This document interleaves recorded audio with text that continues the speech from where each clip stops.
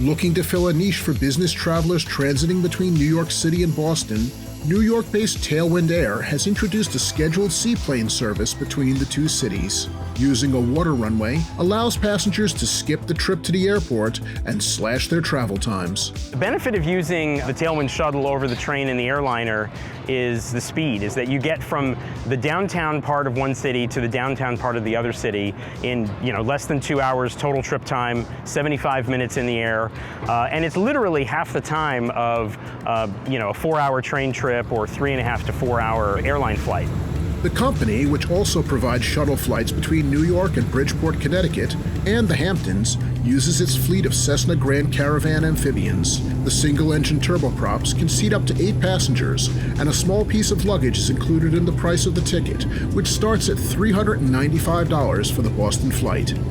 Tailwind has used the New York Skyport on the East River at Manhattan's East 23rd Street ever since it began in seaplane operations in 2014. The seaplane terminal for Manhattan is geographically pretty close to the center of Manhattan Island. Coming from Midtown or downtown is about the same.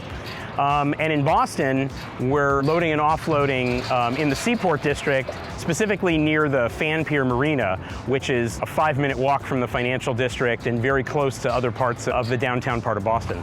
A scheduled seaplane service into Boston Harbor was part of the operator's plans, dating back as far as 2016. There were a lot of regulatory steps. There wasn't a seaplane base established in Boston, which we did.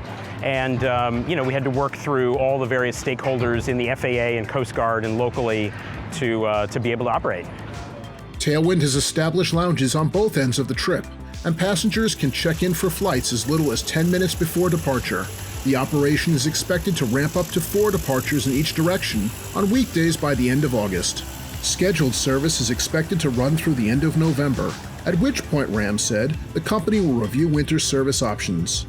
After that, its caravans, which Tailwind describes as the best mix of versatility, range, and payload, will either go into hibernation or migrate down south to Florida and the Caribbean for winter charter service.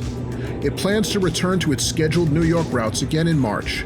Other possible destinations for expansion include Hartford, Connecticut, Philadelphia, Baltimore, and Washington, D.C. For AIN, I'm Kurt Epstein.